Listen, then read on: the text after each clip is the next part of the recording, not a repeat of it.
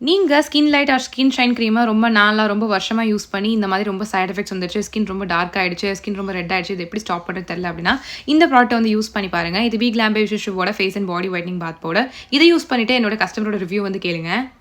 அக்கா சீரியஸ்லி சொல்கிறேன்க்கா. ரொம்ப ரொம்ப ரொம்ப தேங்க்ஸ்க்கா. ஏன்னா அந்த க்ரீம்னால ரொம்ப ரொம்ப நான் கஷ்டப்பட்டேன்க்கா. இப்போ பாருங்க அந்த க்ரீம் எப்போ விடுறதுன்னா, இப்போ அம்மா வேற போட்டிருக்கு. அப்படியே நம்ம பிளாக் ஆயிரோமே அப்படி இப்படின்னு சொல்லி ரொம்ப திங்க் பண்ணுவேன். இன்னைக்கு பார்த்தா அந்த க்ரீமே நான் யூஸே பண்ணுறது இல்லைக்கா. நைட்டு நல்லா தூங்குறேன். அந்த பாத் பவுடர் மட்டும் தாங்க நான் யூஸே பண்ணுறேன் இப்போது. ஃபேஸ்க்கு நான் எதுவுமே நான் போடுறதில்ல. ஒன்லி பாத் பவுடர் மட்டும் தான்.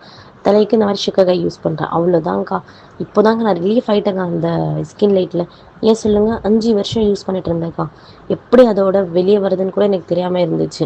இப்போ நான் ரொம்ப ரிலீஃப் ஆயிட்டேன்க்கா.